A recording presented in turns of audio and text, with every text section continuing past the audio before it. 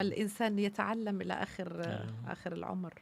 فكنت أحترمه يعني. أكيد. مش سامعة.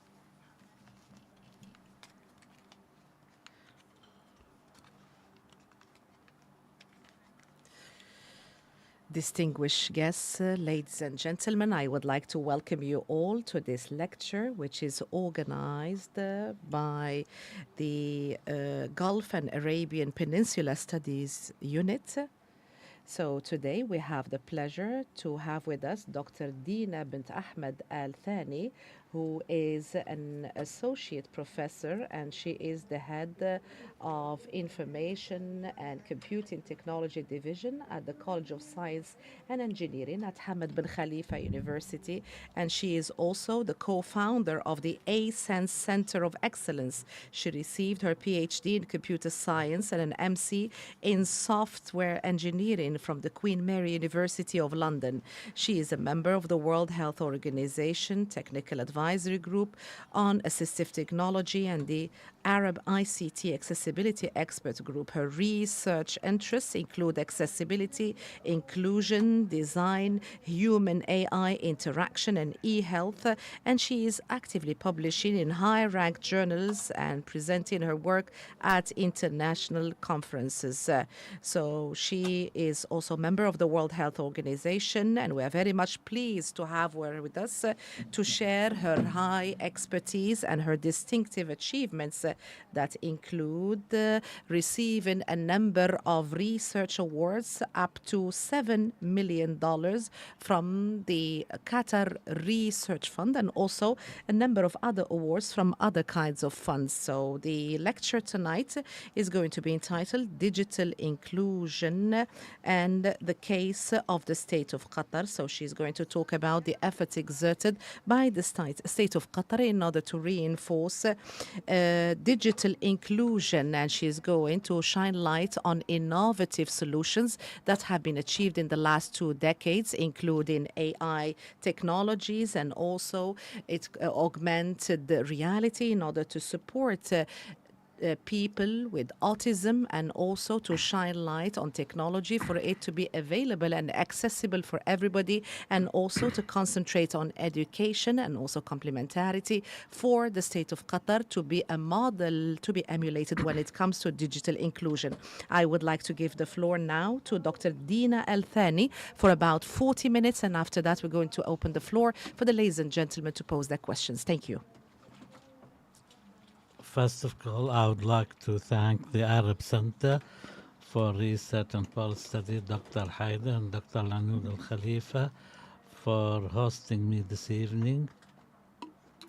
And I thank the attendees, some friends, and I'm sorry I'll have to speak in English because all my training was in English in the field of digital inclusion, because it's easier for me to part information. I will start now in English. If you need interpretation. اليوم محاضرتي ستكون حول رحلة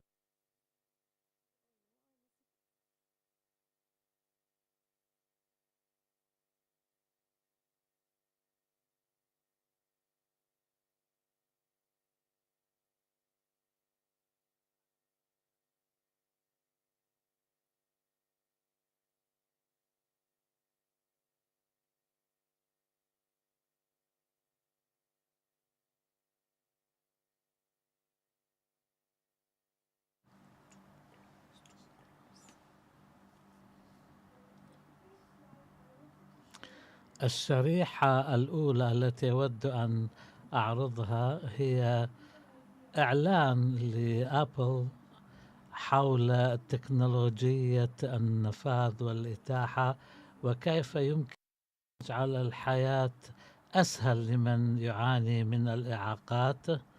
ليس هناك صوت مسجل مع الإعلان. سوف أعطي بعض التفاصيل أنا تعليقا على الشريط. إذا هذه الشخصية الظاهرة with computing device. Here is a blind man actually who's taking picture of his family, and you could see how technology could be powerful in telling him where to point out the camera and how to proceed with taking photos. Here is a lady who's physically disabled and a guy who is actually having audio impairment. So it could show you how technology could make their life easier and could make their life and their living more independent. And that's what we aim when we design such technologies, is having technology that is accessible, that allow independent living, easy learning for people with whether permanent disability like visual impairment, audio disability, or cognitive disabilities like people with autism and other learning difficulties as well as cognitive disabilities. So you could see how life could be easier when we as individuals enable these different features for people to live independently and to live their life in their fullest, let's say. So in today's lecture, I would like to divide it into certain types. So I'm quite unfamiliar of politics studies and girl studies. So I thought, let me start when it comes to technology and assistive technology. Let me start also from the beginning, from the very basic definitions, and then build up the knowledge of the attendees today toward assistive technology, what has been done in this area, and then talking about my own specific research. So in terms of disabilities, I wanted to firstly provide the definition of disabilities, and I see some of my students in the, so I'm repeating this information. So when we talk about disability, it's usually either a permanent disability or a temporary disability. Actually the disability community call us as pre-disabled people, because we all might get a disability, either a temporary, maybe you broke your ankle or have a cataract surgery, for example. We will all have a cataract surgery at some time in our life. So we will all have a disability sometime in our life. So the definition of disability looked at the permanent disability as well as the what we call the temporary disability. Another definition that is important to assert in today's lecture is accessibility. What do we mean by accessibility? Accessibility is mainly giving the user or the individual the access to the services, regardless to his or her abilities, languages, context, religion, you name it. So accessibility is a bigger sort of umbrella of how we look at it when it comes to research. It's not only really disability. It could be access of language. It could be access or ease of language. Many people, when they come in and use services, like public services, they might not understand it, even though they might know how to read and write, but they would not understand it in the languages form. So the access of language, the access of technology is completely important. And these definitions, actually, both definitions are from the CRPD, which is the United Nations Convention on the Rights of Persons with Disabilities. The last definition here is the assistive technology. What do we mean by assistive technologies? Assistive technologies are means that allow us to function normally in the way we would like to function, regardless to our communication abilities or disabilities, our hearing abilities, our mobility, all these different abilities. Assistive technology should be our sort of bridge between us and the technology we use. So to starting very old, basically, starting the two decades from now, or even 3 decades, it's where the convention on the right of person of disability, something we rely on a lot when we discuss our research in this field. When we discuss the convention, it's important to say that there is a specific article that focuses on access to information, and that's what we as researchers in the field of assistive technology always rely on in our arguments when we ask for funding, when we ask for support, and so on. So this definition also rely on what we call universal design, meaning if I design a technology, it should be designed for all, regardless to their abilities, the context, the place where they are in, the language, and so on. And that's, again, an important article in the CRPD convention. Other notable effort which I had the pleasure to take part of is the WHO Priority Assistive Technology List.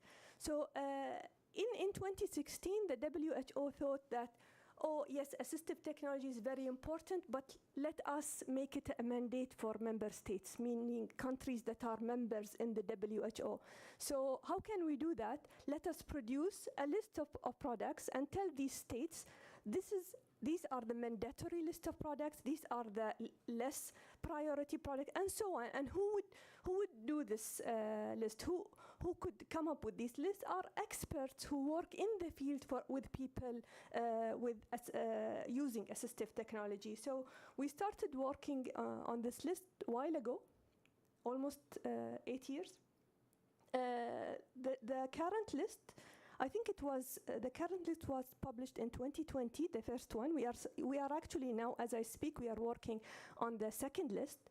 The first list was published in 2020 and had really showed what are the basic priority products, and that means as a state of Qatar, for example, they need to make these products free for its citizens. For example, hearing aids. So this list not only consists of technologies, it also consists of technologies that help daily living, like a cane, like a hearing aid, and even a wheelchair is part of this list. So this was the priority of this list. The second round, where we are working on now, we are actually enhancing it through the use of AI. So now many technologies has AI embedded in it, and AI should also be accessible. So as I said, its aim is to provide the member state of a model to develop their national priorities, assistive technologies. So now coming to the efforts by the state of Qatar. So one effort I am proud of personally, and why is this? Because I work in the area of autism, one of my main area of research. So in 2007, Her Highness Sheikha Moza bint Nasser, who's the chairperson of Qatar Foundation, proposed to the United Nations to have the Autism Awareness Day. It was accepted without any objection, and that's something we, as a country, we're very proud of, even on a global level. Another very important effort by the state of Qatar is the launch of MEDA Assistive Technology Center back in 2009, actually. It was the only center in the Middle East and maybe the region that looked at assistive technology as a service provided for the citizen and residents living in the state of Qatar. The center has been established for many years now, and it has many achievements that we are very proud of. One of its main achievements is the e-accessibility policy, meaning the web should be accessible for all. And how? This policy is now sort of a mandate policy here in the state of Qatar, and we are very proud of this achievement. And it was actually a long time ago. It was, I think, 13 years ago, in 2011. So, and just because I am basically in a seminar of the Gulf Studies Unit, so I thought I should do some reading about the Gulf state.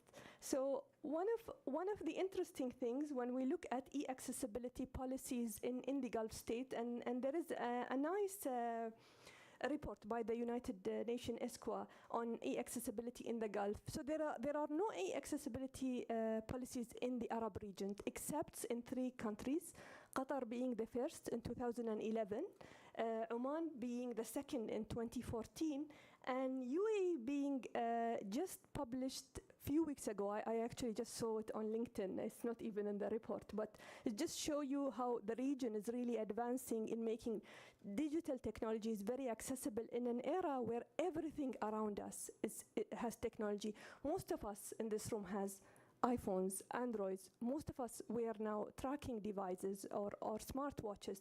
So information should be accessible to everyone. It should not only be for a group who is able to look and hear and move completely.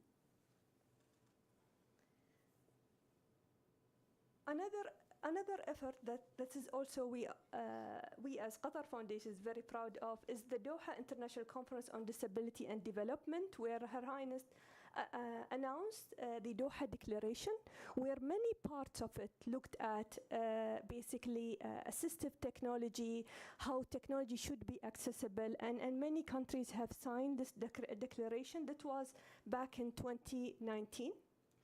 2 years ago, almost 2 years ago, Her Highness issued an open letter talking about raising awareness on autism, and on the day of Autism Awareness Day, shedding the light on the efforts of parents living in the state of Qatar and their efforts. Probably most of us see some social media content on Autism Awareness Day, and it's usually these photos are full of people, so it could show you the amount of enthusiasm in raising awareness in the state of Qatar.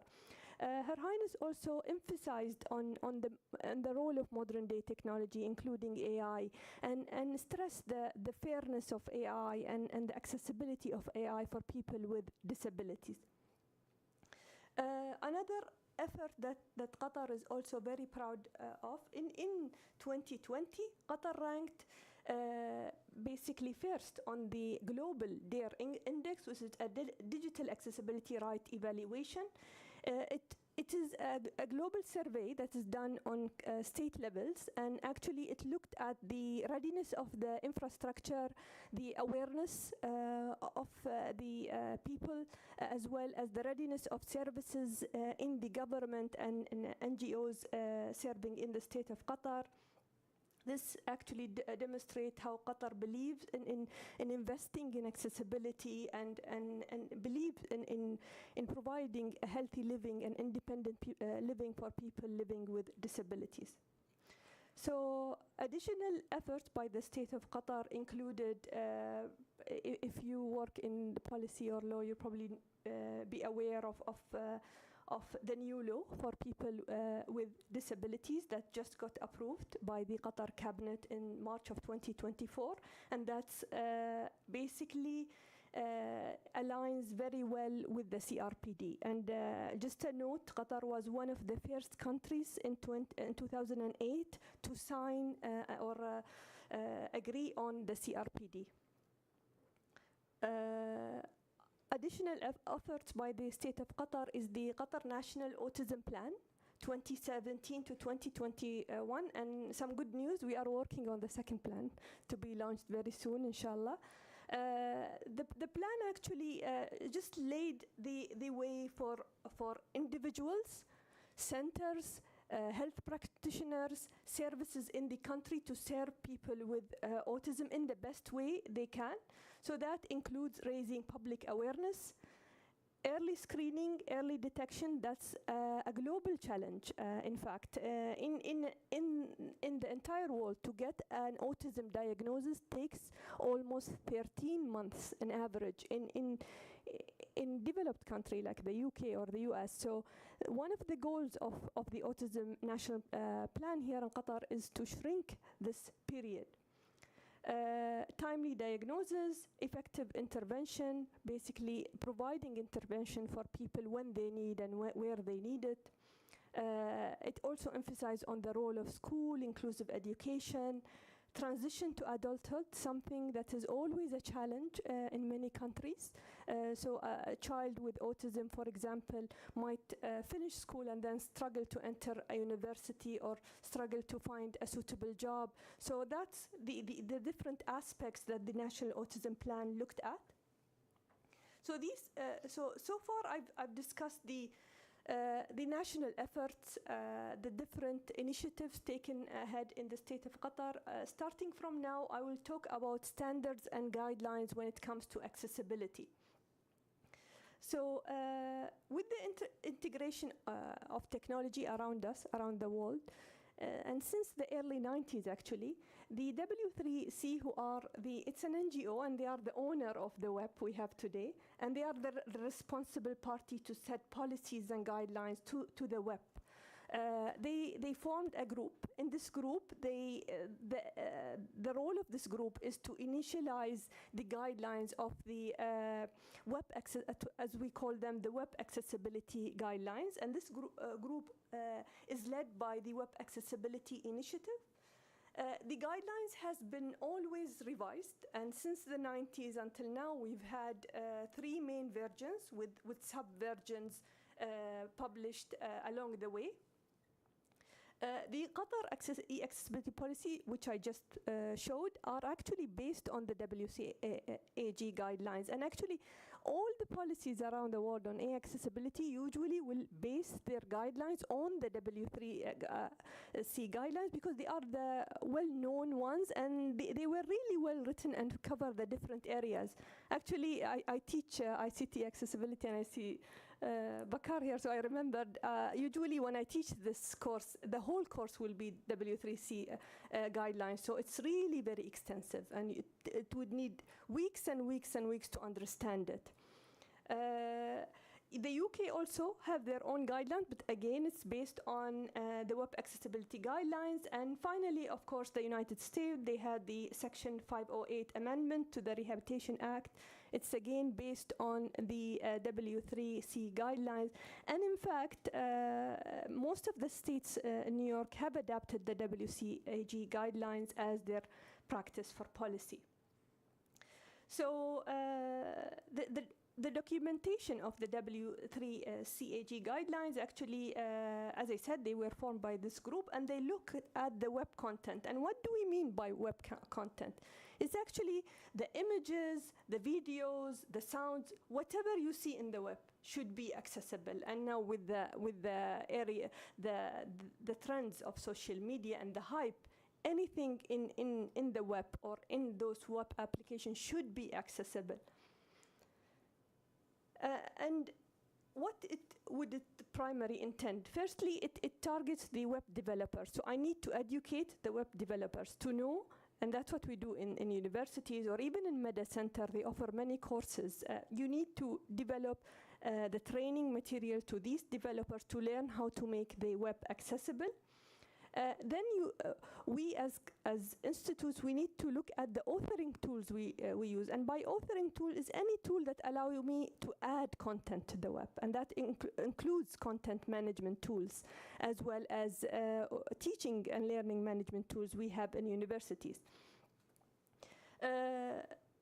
And what else do we need? The WCAG Media Center actually here in Qatar does something very interesting. They evaluate websites, and they give websites a certificate. I'm not sure if the Arab Center has the certificate or not, but that's a common practice that happens here in Qatar, where websites are reviewed by Media Center, and then they receive the certificate that this website is accessible for people with disabilities. HBKU website is unfortunately not accessible yet. But it's just a hope I would see all websites that have all the MEDA certificates. And what's nice in MEDA, it gives levels of accessibility. They would give you whether your website is fully accessible or partially accessible, and so on.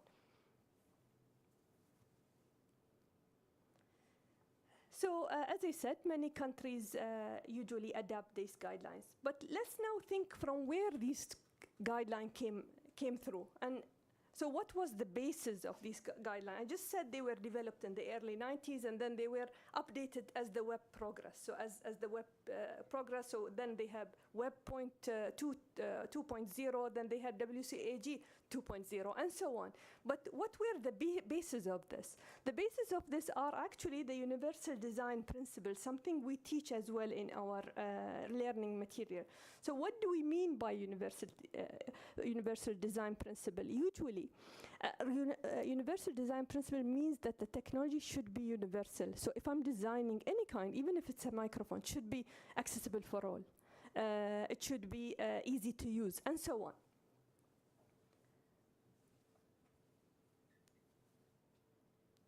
So there are 7 basically universal design principles. They were basically developed by Ronald Mace from the North Carolina State University. Ronald is actually an architect. So these design principles were not meant for the technology. It were meant actually for the entire environment around us. But us in the world of technology have based the WCAG guidelines on actually these guidelines because of how abstract they are. And I will go through these different guidelines. So starting by basically being equitable. So if I'm designing something, it should be, the use of it should be equitable to everyone in this room. It should not differentiate between people. So that brings to my mind, for example, the keyboard. You could make an accessible keyboard, but then its use should always be equitable. Then comes the flexibility of use. If I'm designing, and this is again something interesting that Meda Center does, they evaluate the ATM machines and the kiosk to fit within the standards of a wheelchair, for example, the standard of a blind user, the standard of a deaf user, and so on. When you design, a technology should always be very simple and intuitive, and these are very basic examples of simple technologies we see in our everyday life. Information should always be perceivable, should always be communicated in the easiest way possible to cover the biggest group you can of users or basically customers or any kind of interaction.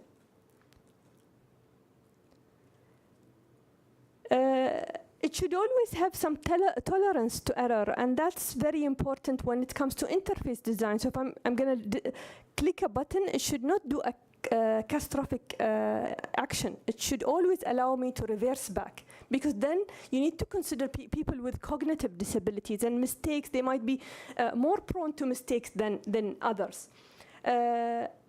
Technology should always have very basically minimal effort, and here are some examples, very standard examples from the day-to-day life we see. The size and space. So when you design a technology, always think about the size of the user and the space you should allow them, and that's an example from actually the London Underground, and how you can see the access is always so easy. Another example, if you're designing for the elderly, so it's important to have big buttons. Consider that their motions would be limited. They might have tremor. They might have vision implications. So considering these different aspects to the design of technology, and these are the basic principles of whatever in assistive technology or accessibility research we have today, or even practice. So why are these very important? Why I'm presenting them today? Basically, for the sake of inclusivity, it's very important to think about inclusivity, because it's one of the SDGs, basically, as well as many countries aim to have this inclusive environment for their citizens and people living in their countries. A better experience always leads a better feeling. So if you went to any shop and the customer representative treat you not well, so this experience will actually have many consequences after that. So same with the technology. Legal compliance, as you've seen, many countries have policies. In the West, actually accessibility in the law, it's a law. It's actually, interestingly, you could file a case against an inaccessible website in the United States, for example. So, and I think that's one of the reasons many countries try to keep it as a policy, not a law, just to avoid, because once it becomes a law, then people will take it to the other side, sort of. ethical responsibility. Ethically, it's our responsibility as human beings to look into inclusion. Basically, I think also from an Islamic perspective, looking at serving and helping others who are needing and providing access to others. And lastly, basically, the broader reach for audience. So if you want to have more audience, you could make your accessibility basically more, your platform more accessible. And that bring me to a thought of actually a supermarket in the UK. It's called Tesco. It's a very famous supermarket. So they decided to make their website accessible. Once they made their website accessible, and that was in the early 2000s, their profit has went up 15 times, because that shows you how much they could get from the blind population, from the people with cognitive impairment, and so on. So you could get a broader audience if you think about people with disabilities. So the last part of my presentation today is talking about my own work. And I would really like to thank Dr. Al-Anud and Dr. Haider for giving me the chance to talk about our work at Hamad bin Khalifa University.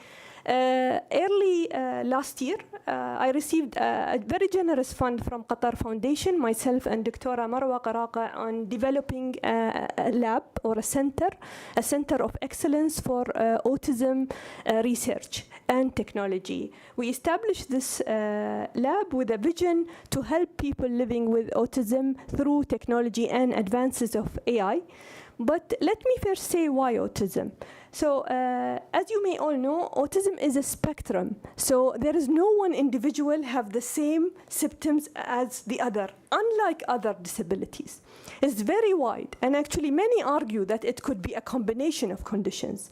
So to start with, autism is a spectrum. It's very complex to understand, and hence it's also complex to treat and manage. Secondly, the WHO says 1 in every 106 child in the world is born with autism. It comes with significant challenges in social, linguistic, behavioral, and cognitive skills. And lastly, there is a study by the Qatar Biomedical Research Institute that says 1.14 of the population has autism, meaning 1 in every 87 child living in the state of Qatar has autism, and it's actually a big number. What we know from research, that research could help. Help in what? Help in understanding, help in providing a better intervention, and hence a better lifestyle and independent living for people living with autism. So what was our vision of this center? Firstly is to develop technologies to support basically research in this field, whether it's behavioral intervention, educational intervention, or even diagnosis, using sensing technologies and AI. This lab or this center, actually, it's a catalyst of multidisciplinary researcher, meaning we are not only computer scientists, we are psychologists, clinicians, and so on. So the overall aim is to have a personalized treatment for every child, and that's what AI is saying, and that's what precision medicine is saying. And Qatar Foundation is very ambitious about precision medicine. They have the Precision Medicine Institute as well as many initiatives toward that. So finally, our aim is, of course, to contribute to our beloved country, Qatar, and the 2030 vision. So this is sort of our how we envision the lab would look like. So in the far left-hand side, you have our sensing room, where we have based many technologies that we would monitor the behavior of the child. We also work with Sidra Medical Center, as well as schools in Qatar Foundation and Research Center, to have like a hub of databases of children with autism, whether it's medical or clinical data, educational data, or even diagnosis. The idea is to have a contextualized AI model, meaning using these different contexts, I could better understand the child, and hence I could better support in the different interventions they receive. I will present some of our projects that are current. I will present the most, let's say, the most advanced projects rather than the project that just started. So this project is 8 years old. So it's since I joined HBKU. In this project, we aim to detect the attention of the child while learning. And you might ask why we decide on this problem. So we conducted in 2016, in the end of 2016, a workshop in Renad Academy, which is a school for children with autism in Qatar Foundation. And many of the teachers were telling us, well, I teach the child, but it's very hard for me to know if this child is giving attention or not. I just don't know. He will not look at me. He will not nudge his head in the way I would assume he would give me attention. So then we thought, oh, why don't we use AI? So we designed an attention sort of classroom setup using virtual reality. And here is like the setup of the experiment. We collected the data of almost 40 children who are autistic and 40 non-autistic, and we are still actually collecting data, even if it's like 8 years later, but we're trying to strengthen our AI model. And if you know about AI, you know that the more data you have, the better is your model and the better information it would give you. So this is how our model works. We look at different attention tasks. So there is an audio attention task, meaning the teacher will speak something, and we will see if the child is giving attention or not. And a visual, where we show things on the wall. And then basically we also put distractions. So we put social and non-social distractions. So someone would just pass in front of the child, or someone would cough. So just to distract the child.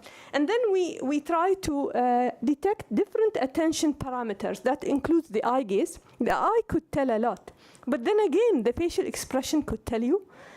Also the head pose, where they are moving their head. And we published really heavily in this. I had many journal papers, a US patent, a product as well. So here is some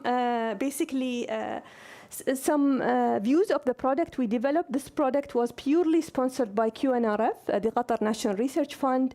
So the teacher will upload the material, the child will try to do this quiz or material, and then the teacher will get a report how much attention he has given and to what exactly. Because what's also important when you design material to children with basically ADHD or autism or any attention-related condition, maybe the content is not appealing to them, and that's why they are not learning. So this is something we're trying also to see in the system we have developed. So as I said, we published heavily. This is one research paper that has actually recently been published in 2023. In this paper, actually, we are trying to say that one size do not fit all when it comes to applying AI.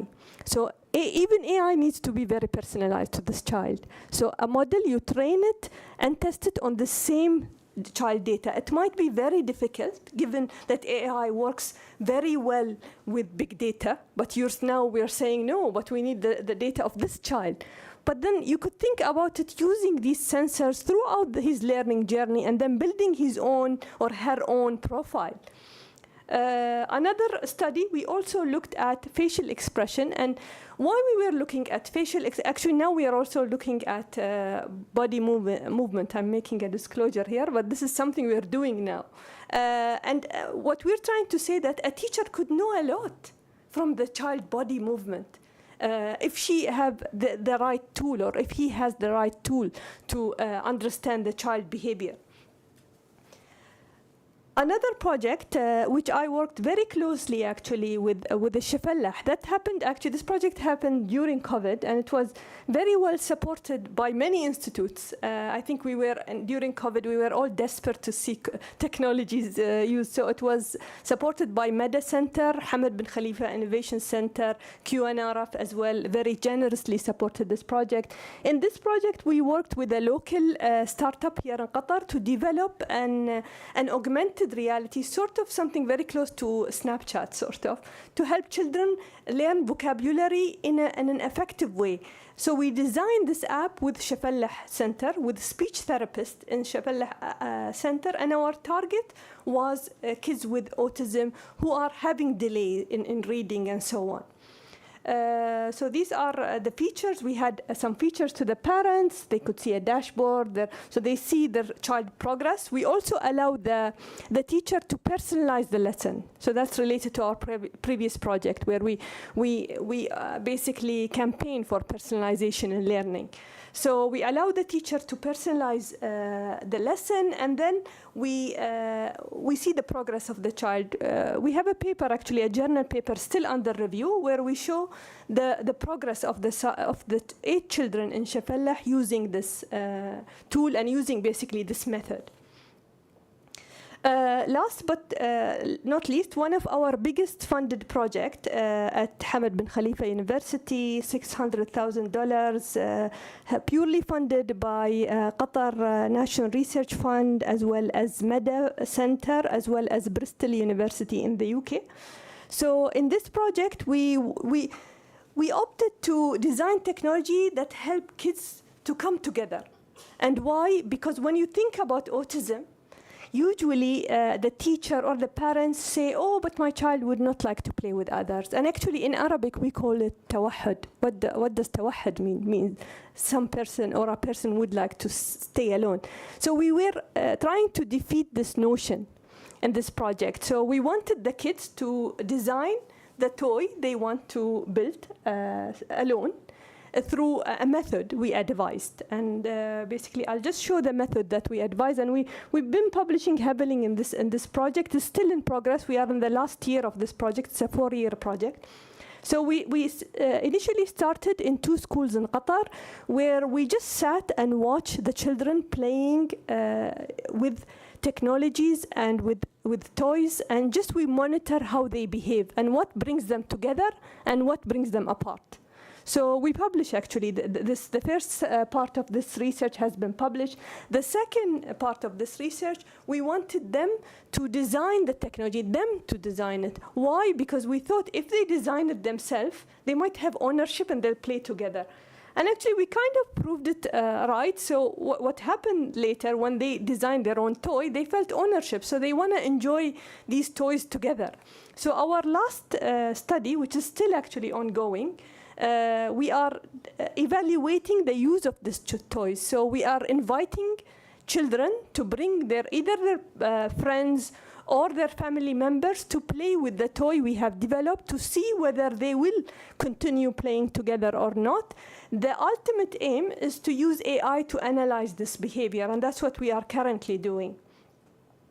So as I said, we published the first part of this research, where we studied the what, where, who, why, and which, and how do these children play using technologies, and what stops them, what makes them go together, what makes them grow apart. So it's very important for us at the initial stage to understand. So that brings me to the end of my lecture. I would like to thank my research group, Dr. Marwa Qaraqa, and the students, the PhD, the postdocs, the whole team. We are quite a big team in our center. And also thanks all our funders, QNRF, MEDA, Shafallah, and schools we've worked with, and universities and institutes that believed in us. And finally, I would like to end with this note. Leaves no one behind is an important aspect of the SDGs, the UN SDGs, and I truly believe in it. We cannot progress if we left anyone behind. So thank you very much for today.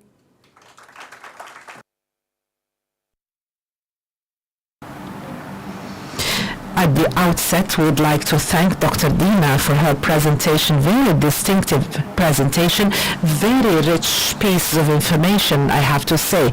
This is a beginning for a better understanding for what is called digital inclusion. Dr. Dina, before I open the floor for the ladies and gentlemen present with us to pose their questions, I have 2 questions. You mentioned in your presentation that there are a number of guidelines and policies. Do you think that these policies have led to the achievement of the role required in order to achieve the objectives? As for the second question, as you know, during this day and age, especially when we talk about the speedy developments in the field of AI, are there any particular policies that aim to fix issues such as accessibility and adequate accessibility for people with special needs or with disability? I can answer in Arabic. The first question, with regard to the current policies, the problem does not lie in having or not having policies. The main problem, in my view, is being aware of such matters. This does not exist in our curricula, at least in HBKU. We do not have this parts as a core material in the curricula. This is just an optional kind of subject. So first we have to start with the education, school education. We need to raise awareness, and also we have to try to reinforce learning materials when it comes to guidelines. After now, we do not have learning materials, and would like to thank Mada Center.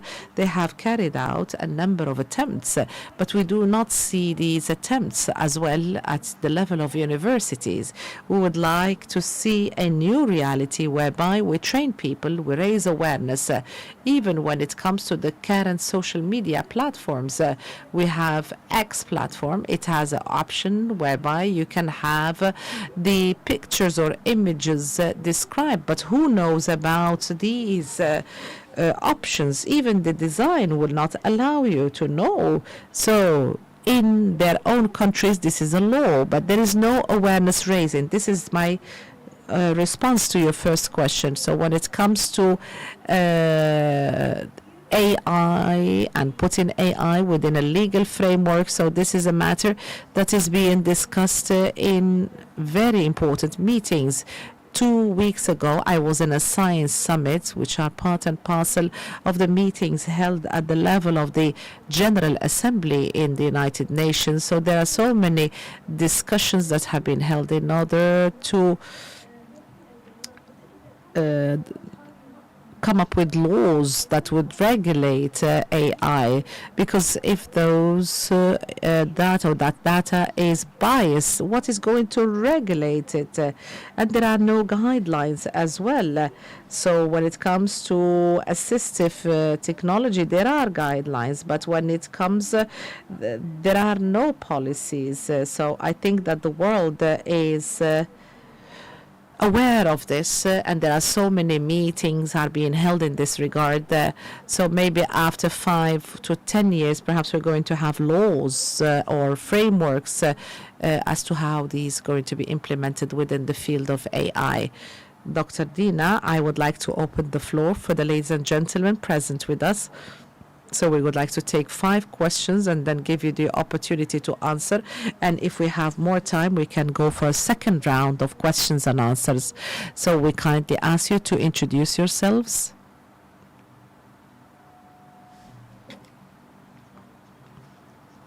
Walid Al-Asfar. I would like to thank you for the great efforts. So there is indeed there is a need for such kind of technology. So what you talked about when you mentioned statistics about autism or people with autism, it's double. The figures you mentioned are double the figures of WHO. When we talk about autism spectrum, there is no one size fits all, but at the same time we need to have a personalization or personalized treatment or care, but at the same time we need a lot of data for AI to give us accurate information. So this is a problematic. How can we do personalization in order to give adequate solution for a person with autism in light of the lack lack of data or limited number of data available. Do you think that there are no opportunities or possibilities to exchange data? Because you have proven when you said that there is a social play. Social play helps people with autism to cooperate, to play with each other. So despite the fact they have different levels of the autism spectrum, they can use the same tool. So this is a problematic. So how can we find a solution to this problematic? Lack of data, personalization, spectrum, and coming up with solutions for many, many people. Thank you very much. Would like to take another question. Go ahead. My name is Walid Saqqa from Doha Institute. I'm an associate professor in the journalism program. Thank you, doctor. Very interesting what you said when you said we have to make sure that no one is left behind. In my view, this is a very important idea because it hits hard. My daughter was born with a disability. And we were in Sweden then. I do not know if you know the level of care available. They're very much advanced, particularly towards children. And we came here, and amongst our ambitions,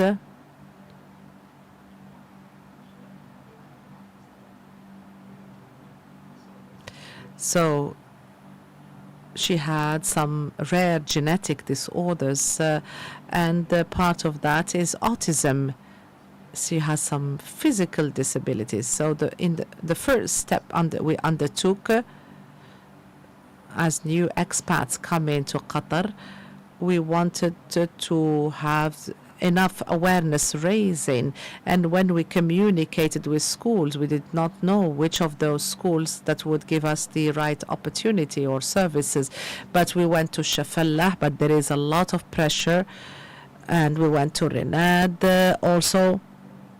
But the prices and the fees are very, very high. So I think that there is a gap, particularly when it comes to expats who want to integrate. I have a son who was able to be integrated at school, but my daughter is still at school. I wanted to mention that because perhaps we would like to enhance that in the future. The second point is communication with hospitals.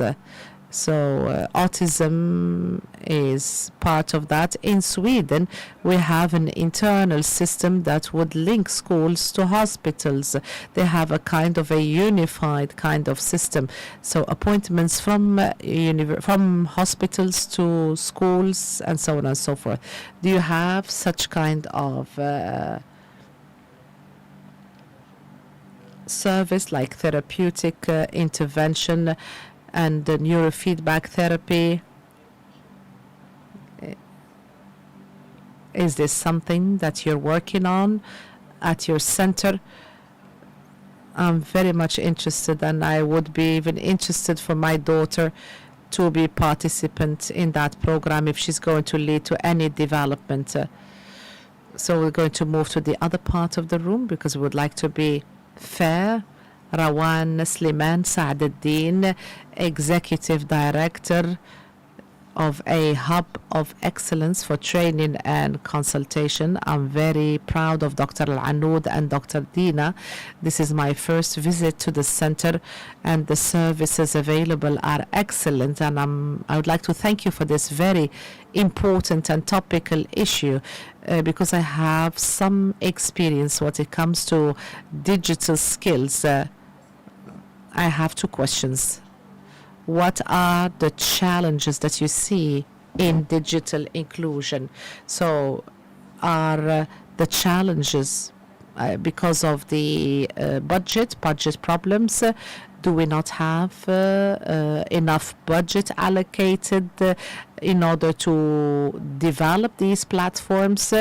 Or is it awareness, or is it people who do not have the adequate understanding about the importance of these matters? and they consider it as a burden. You remember during COVID at the beginning when we were working with small and medium-sized companies, many of them, they faced a problem to be online, although this would help them with the sales. Is it a budget challenge? Is it an awareness challenge? Or are people not adapting? So the second question, you mentioned that AI is very important indeed. I know that this is data. How can AI help in achieving digital inclusion? Do we need to train people further to collect more data? How does it work? Thank you very much. Would like to take another question.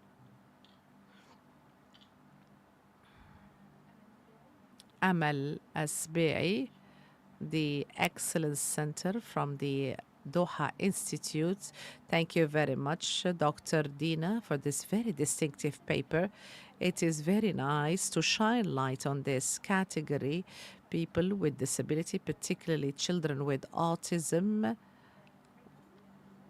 We are very proud of the achievements that you mentioned and what Qatar was able to achieve in this journey of digital inclusion and, of course, including early diagnosis. So this journey of digital inclusion can reach also the level of protection, particularly when it comes to inadequate materials and cyber infiltrations and so on. And perhaps this is a question that was posed by a previous guest. So does your plan of digital inclusion, does it include other disabilities such as mental impairment? Would like to take another question. Yes, go ahead. Assalamu alaikum. Mohammed Al Jamal. I work in the private sector. I would like to thank you very much, Doctor, for your efforts and the comprehensive explanation you gave us in your lecture. And after all what has been mentioned by you in your lecture and by the guests and the attention that is given to people with disability and accessibility for people with disability that can be granted through digital inclusion. And now I would like to move into a different direction other than what you mentioned, because digital inclusion, as you have mentioned, aims to achieve accessibility for all categories of the community when it comes to technology and digital technology as well. The state of Qatar has made strides in all fields and aspects when it comes to digital inclusion. So my question is about financial digital inclusion is a very important component of digital inclusion in general. I would have wanted perhaps to have some mention of this particular topic, and Qatar is pioneering in the region.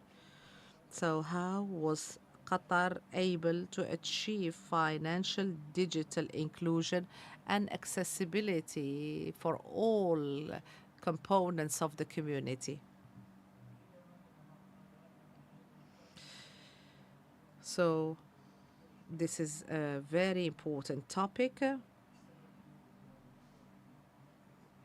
Perhaps it could be included to other discussions by the center. So I would like to take one question and then we can move to a second round.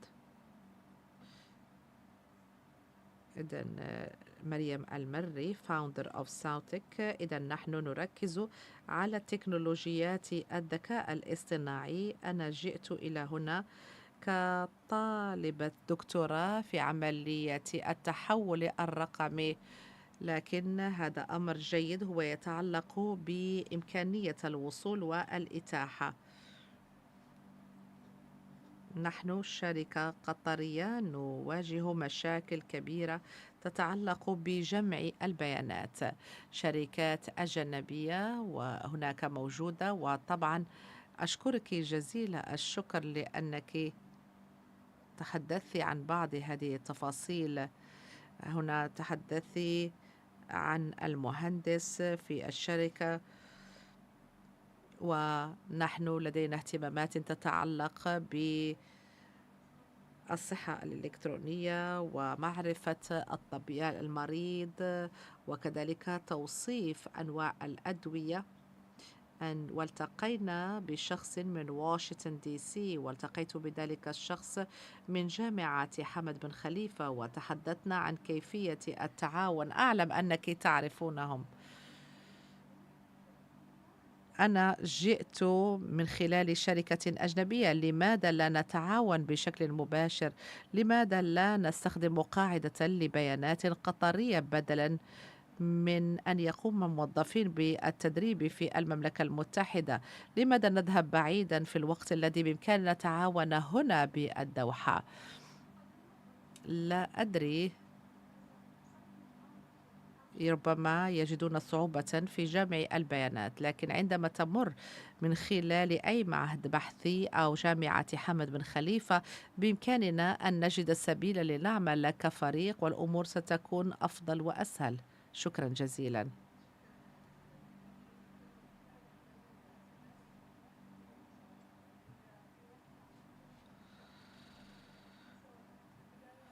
At the outset, I would like to thank you very much for your questions.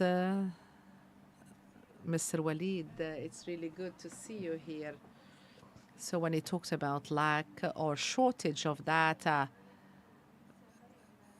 وهذا له علاقة بسؤال السيدة مريم، أعتقد أن هذا التحدي هو تحدي كبير جدا. And one of the reasons behind this problem is the size of the state. The state of Qatar has institutions, and these points are all related to each other.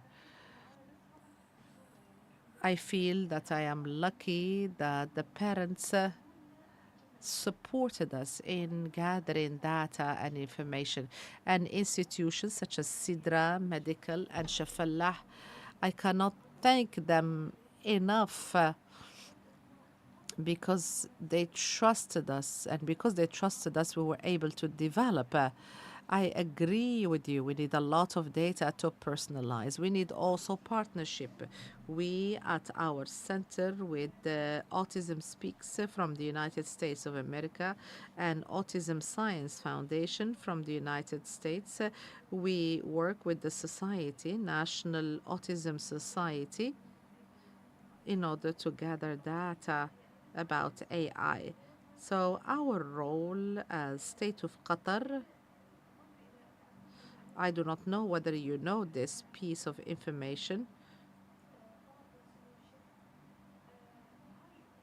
So the Autism Day was the result of a request made by Her Highness Sheikh Moza, because everybody is very thankful to the initiative undertaken by the State of Qatar. This didn't came in one day, no. It was the outcome of a lot of lobbying, a lot of efforts. So that is why it is very important to have partnerships with the different countries, including neighboring countries. We approached Oman, we approached Saudi Arabia, and so on and so forth. And we are trying to establish a number of partnerships. So this is my question to Mr. Walid. So I do understand the challenge that the parent would go through. And this is something that we see it repeatedly when we meet parents, when we try to gather data. But I do expect that the state is in a continuous process of development.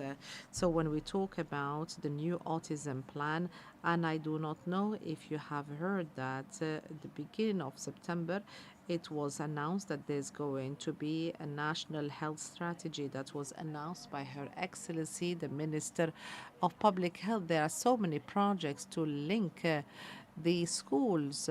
So because I am a member of the National Autism Plan, There are so many plans, and we hope that we're going to reach the level where we see a linkage between different kind of institutions. There is a linkage between Sidra, Inad, and so on, and annual assessment dates. This happens, or appointments. This happen through the schools. The situation is in progress because there is a will to move in that direction. So, with regard to the neurofeedback, we do not have projects, but if it happens, definitely I'm going to get in touch with you. Thank you very much for your question. With regard to AI and inclusion and the challenges that Dr. Rawan talked about, I would like to thank you. So, Rawan is my childhood friend, and thank you very much for coming. So, you mentioned very sensitive points. You are very experienced. So, when it comes to digital inclusion, prioritization relies or is based on awareness. If a director is aware, then it is very important. So, awareness raising should start from schools and universities and also with training because the decision makers should be aware, knowledgeable about what is called digital inclusion. So, they would not foresee or appreciate. The use case, such as the one by Tesco, the example I gave you, uh, they wouldn't know if this is going to be profitable and would lead to gains. So when it comes to digital conclusion and how it works, AI or artificial intelligence, it's still at the beginning of its application. We were very much shocked by ChatGPT. We heard about AI, but we did not see it when it gave you for it. We used to see it in the search engine or in other places as well, such as Netflix and the recommended movies and so on. So the world is not rubbing shoulders with the infrastructure and governance of data. Mrs. Maryam said we cannot get data from the state of Qatar. So we need also to develop the governance of data and how we can share the data. I feel that the institutions, particularly the technological departments, have a huge burden that entails that these frameworks should be developed, those who share data with other agencies, because at the end of the day we need everybody on board in this effort. But the good side, this is a global issue. It is not only something that is particular to our Arab world. And when it comes to data governance, I was in the science summit, so the American government allocated a lot to this matter. I was very happy because their problems are similar to other ours, that we are all in the same boat. So we need to have efforts, we need a lot of laws and policies, and we need lawyers to look at these things and not only computer scientists, because this is a very sensitive topic. Mrs. Amal, thank you for being with us. So, with regard to digital inclusion and the protection of people with special need, this is very important. We have a research team at Hamad bin Khalifa that is headed by Dr. Rayyan Ali. And the name of the team is iSuluk, and it looks at the different issues and problems such as digital addiction, the protection of the user, and we never looked at this matter from the perspective of a person with disability. This is a very interesting point, and I'd like to thank you for your comments. With regard to the question that was posed by Mr. Muhammad, I don't even understand the terminology when he talks about it. So, accessibility to all the financial transactions by all components of the community. So this is linked directly to accessibility and inclusion.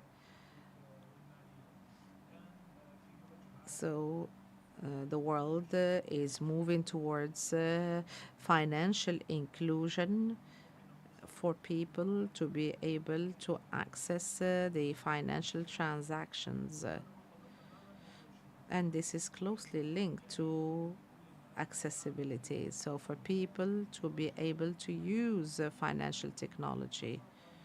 So very simply, in the state of Qatar, we have this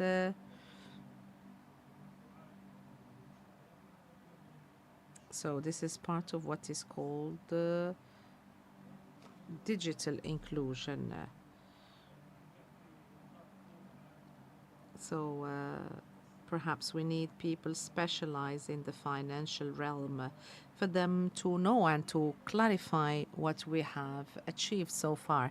This reminds me of a project that was sponsored, funded by DeFi about the elderly, old people, and the financial independence.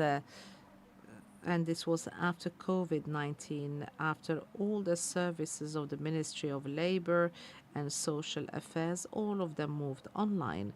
So that is why we used to meet the elderly, and we have this problem when it comes to digital inclusion. But this is a small part of what you talked about.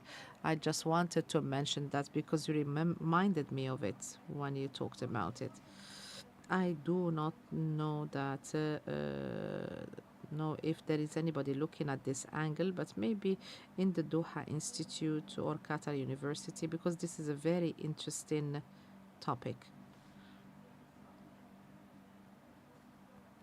So last question by Dr. Mariam. When it comes to data availability, I mentioned I do feel what you feel. It is a problematic, but as I've said, that this is a global matter. So if data governance is not there, this is a problem. I worked with the Hamad Medical Institute. I worked on many aspects, and they have their way as to how they share information. So there are contracts that would be signed, and there are agreements. So they have a good data governance framework. So this is what I know about the medical realm in the state of Qatar. So we are part of the same organization at Sidra, and our work is part of the IRB ethical approval. And we worked on the data governance framework, and of course this is something that brings about a lot of thrill, we have to say when it comes to cooperation amongst the different universities. I think that we've come to the end of this time. I do not think that we can take another round of questions. One last question, yes. Yes, go ahead. First of all, thank you very much, Professor. ألهمني عمل الذي قمت به في دولة قطر فيما يخص الشمول الرقمي. أنا طالبة especially in NGOs, and I'm working on a research in how to support people with disability to access more and more in higher education, especially higher education. So my question is, from your global perspective, if you want to take an example like a comparative case study between a model from the Middle East, which is Doha Institute for Graduate Study, and another model من بلد غربي, which is the country اللي بالنسبة لك حسب وجهة نظرك ممكن ناخذها كexemplary model in dealing with people with disability, and take from them the good strategies and implement here in our universities and especially in Doha Institute. The best practices والgood strategies بالنسبة لك يعني. شكرا كثيرا. شكرا جزيلا. يعني كوننا ناخذ قدر أكبر من الأسئلة بس الوقت يداهمنا. تفضلي دكتورة دينا. سؤال جدا معقد يعني. It's very complex question. Why? Because disability is looked at differently in the United States and in Europe. So in the United States, they still adapt the medical model of disability, meaning this is a problem I want to solve. But in Europe, and I work closely with institutes in the UK, they fully adapt the social model, meaning that there is a problem in the surrounding, but not in the person. So I need to fix the environment to fit them. So to start with those two different models, each higher education system is different. But then that brings us to the US, for example. Most of the top universities are private. So they would not follow the sort of the models within the government. And that's why you see very successful stories in the US and the universities. And as I said, the UK, because I'm trained there, so I think I've always liked the social model and how open it is. And because we see success stories. And actually, my PhD advisor was blind. And actually, he was the person who actually made me interested in this area. Because he was blind, but he was a computer scientist. So it was, for me, when I first met him during my master's, it was really shocking, like how would you code and you don't see? So because they have the social model. So I think you need to look at these two models, and from these two models, you see the different practices. And then there is privatization in the US, so it's very hard to really look at the private model there and then look at the basically the government university or the state's university. So I think it's a complex problem to solve. So Allah يعينك يعني, and all the best. في النهاية يعني أنا Once again to thank Dr. Dina for being with us, for accepting our invitation.